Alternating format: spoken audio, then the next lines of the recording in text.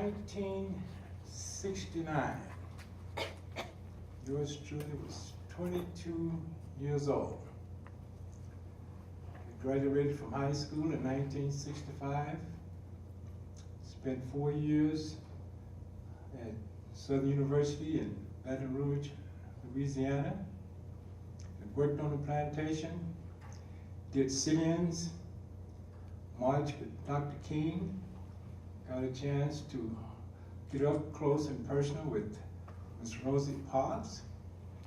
Had a real nice time during that time. But now, 22 years old, and what am I going to do?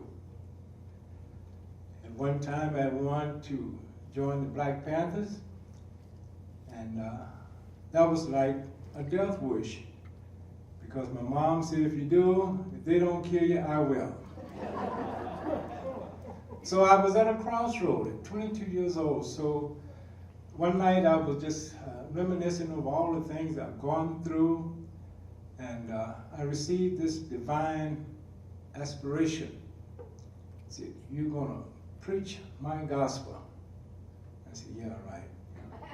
And I pondered that in my heart. I didn't tell anybody. So a mother knows when something is going on with her child. So she said, boy, you go see your cousin. He wants to talk to you. I said, I don't know what he wants to talk to me about.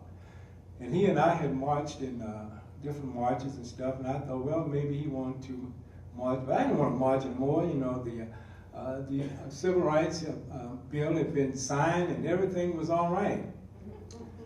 So he came, I went there and he told me, he said, look, I want to give you a parable, because you don't know what's going on in your life, what you're going to do. I'm going to give you a parable. So he gave me a parable. And a parable is a heavenly story with, earthly story with a heavenly meaning. And he came in the story and I said, oh, okay, yeah, right, okay. But then I had other ideas. I left Shreveport, Louisiana, and went to Los Angeles, California, where I met Mr. Smirnoff and Mr. Boone's Farm Apple Wine. And I started a career of drinking wine and chasing girls. But I still had that parable very vivid in my mind. So I tried to cover it up with some of the exploits in my life. Started playing baseball, chasing girls. And mind this, I chased them, but I didn't catch any of them.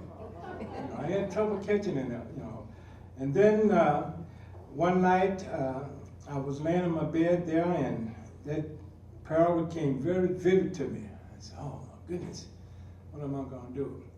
And then the first one came to me and said, well, look, you're going to preach my gospel. I said, oh yeah, right. So then all of a sudden, next thing I know, I was professing my calling.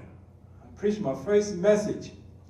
And then the drinking the wine and the Smirnoff kind of slowed down to a point where one of the girls I was chasing caught me. And she caught me, and I've been caught for the last 45 years.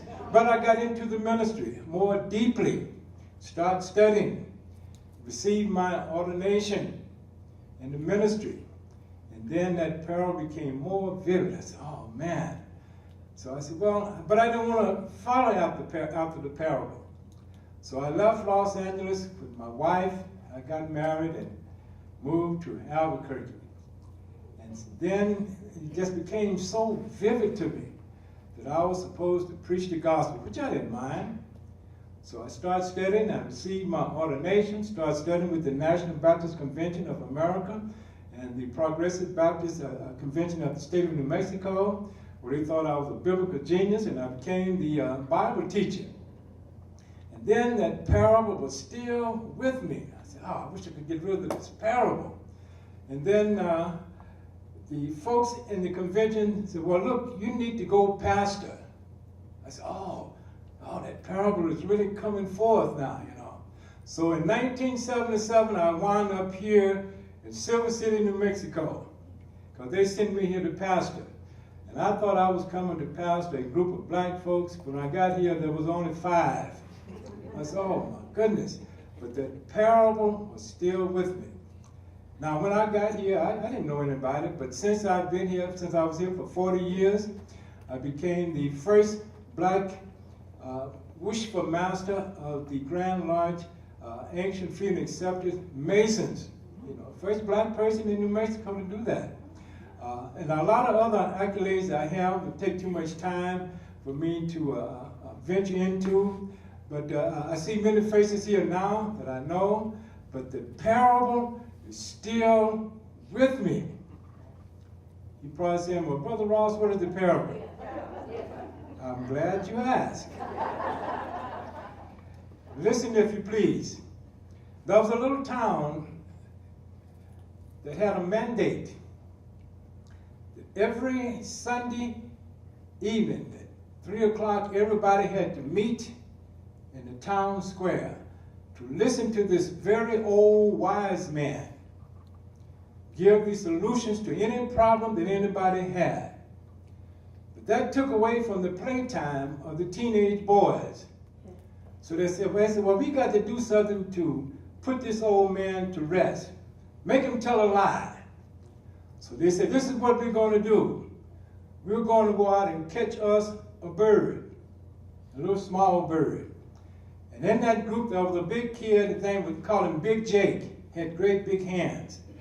They said, we're going to take this little bird and put him in Big Jake's hand.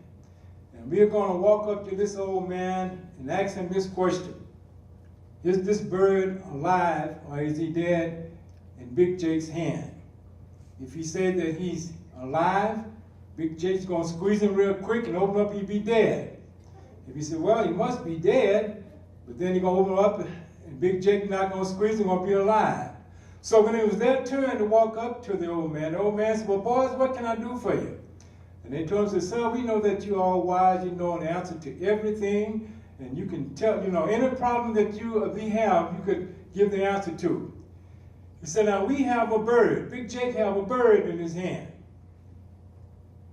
Big Jake has a bird in his hand. You become the old man. And they said, now we want you to tell us, sir, if this bird is alive or is he dead? And here's Big Jake standing up there with that bird in his hand. And the old man said, well, boys, I don't know. They said, hey, we got him. Because he said, I don't know. He said, but I know this, that the destiny of that bird is in your hands. And that's the parable